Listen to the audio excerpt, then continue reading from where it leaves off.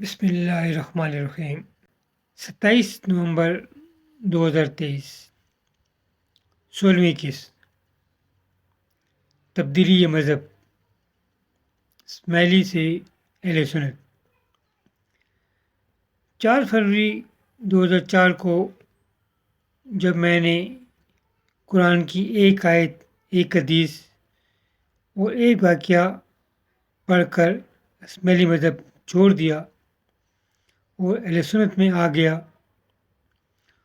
اور اس پر ایک کتاب ہم کون ہیں لکھی۔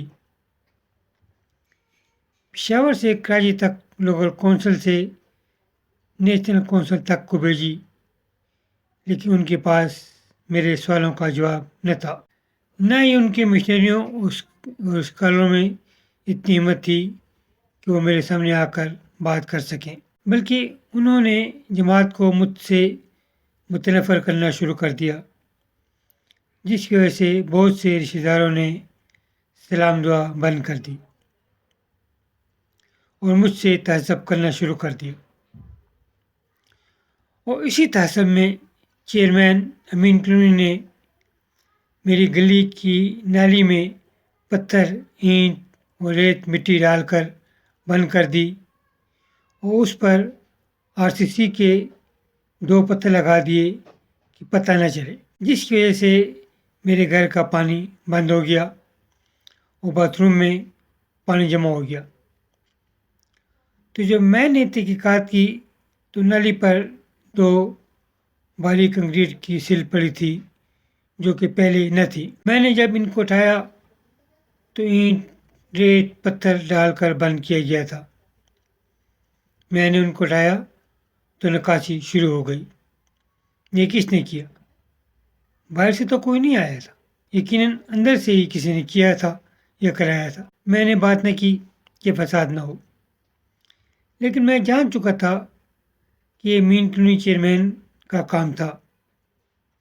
ان کے تعصب نے مجھے سوشل میڈیا کا راستہ بتا دیا، تو میں نے 24 مارچ 2022 سے ہر ہفتہ سوشل میڈیا پر ایک بیان امر بالمعروف کے حوالے سے دینا شروع کر دیا۔ پھر جنوری 2022 میں عمران خان کی حکومت میں کالونی کی گلیاں نالیاں کی تعمیر ہوئی تو نالہ میں مسالہ گرنے کی وجہ سے نالہ بند ہو گیا۔ تو 22 فروری کو WSSP کی آفس اٹینڈنس نادر کو صورتحال سے آگاہ کیا۔ نادر نے کہا ہو جائے گا، لیکن بار بار شکایت کے باوجود نالہ صاف نہ ہوا۔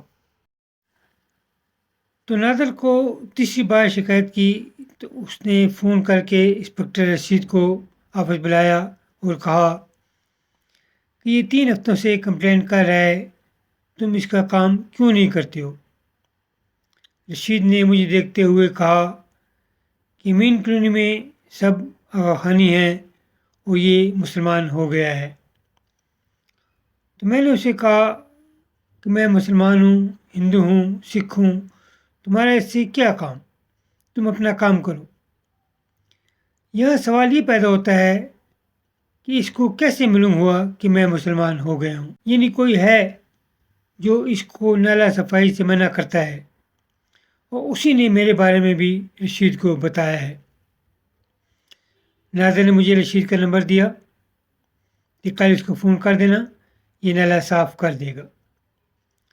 7 مارچ بروز پیر صبح 10 بجے میں نے اپنے آفس سے رشید کو فون کیا تو اس نے کہا ابھی آتا ہوں۔ 1 گھنٹے بعد میں آفس سے کالونی آیا کہ دیکھوں، مگر رشید نہ تھا، جبکہ چترالی رحمت علی نے کالونی گیٹ پر میرے ساتھ جھگڑا شروع کر دیا کہ WSSP آفس سے مجھے فون آیا ہے کہ امین کالونی سے ایک سفید داڑھی والا آیا ہے اور کہتا ہے کہ میں امین کالونی میں ایک مسلمان ہوں اور باقی کالونی والے کافر ہیں، اور یہ میرا نالہ صاف ہونے نہیں دیتے، اور لوگوں کو اکٹھا کر لیا اور آنے جانے والوں کو بتانا شروع کر دیا، جبکہ میں خود کسی کو کافر کہنے یا شیعہ کافر کے سخت خلاف تھا، اور اپنی کتاب میں قرآن اور حدیث کی وجہ سے اس کو ثابت کر چکا تھا۔ میں ناظر کے پاس گیا اور اس سے پوچھا کہ تم نے فون کر کے کیا کہا ہے کہ میں مسلمان ہوں اور من کلونی والے کافر ہیں؟ تو اس نے کہا آپ نے تو نالا صفائی نہ ہونے کی شکایت کی تھی، مسلمان کافر کی تو کوئی بات نہیں ہوئی تھی اور نہ ہی میں نے کسی کو فون کیا ہے۔ تو میں نے آ کر رحمت علی سے کہا کہ تم اس شخص کو سامنے لے کر آؤ کہ میں نے کس کو کہا ہے کہ میں مسلمان ہوں اور کلونی والے کافر ہیں۔ دوسری صورت میں تمہاری ماں کو بھی بتانا ہوگا کہ تمہارا باپ کون ہے۔ چترالیوں میں تم سب سے بڑے حرامی چترالی ہوگی۔ پھر مکھی، پریزیڈنٹ اور دیگر کلونی والوں کو بتایا، یہاں تک کہ سوشل میڈیا پر بھی دیا۔ اب 1 سال سے زیادہ ہو گیا ہے رحمت علی چھپتا پھرتا ہے۔ انہوں نے مجھ کو مجبور تو کر دیا تھا کہ سوشل میڈیا پر ان کی اصلیت اجاگر کروں۔ پھر میں نے سوشل میڈیا پر چھٹا بیان دیا۔ سورہ پاک کو جب نبوت ملی تو ہر طرف بت پرستی، یہودیت، عیسائیت اور کفر تھا۔ انہوں نے ان کفار کو تبلیغ کی اور یہ کفار مسلمان ہونا شروع ہوئے۔ سورہ پاک کی بات ہمارے ابا اجداد نے نہیں مانی اور 1300 سال تک بت پرست کی بت پرستی رہی۔ سورہ الصف آیت 69 میں اللہ تعالیٰ فرماتا ہے، وہ لوگ جنہوں نے اپنے باپ دادا کو گمراہ پایا اور انہی کے راستے پر چل دوڑے۔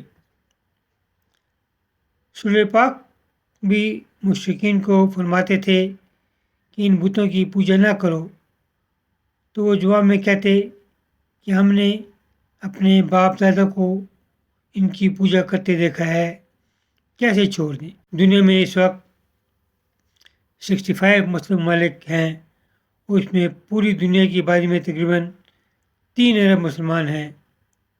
اگر ان کا شجرہ دیکھیں تو زیادہ تر ہندو، آتش پرست، یہودی، عیسائی یا مشرکین سے ان کا شجرہ ملے گا۔ ہمارے آباء و اجداد کو بھی ہندو مذہب سے نکال کر اسماعیلی مذہب میں لانے والے آقا سلطان محمد شاہ تھے۔ اسی طرح چترال، گلگت، ہنزا، ناردرن ایریا والے آتش پرست تھے۔ ان کو آتش پرست سے نکال کر اسماعیلی مذہب میں لانے والے پیر ناصر خسرو اور اسماعیلی دائی تھے۔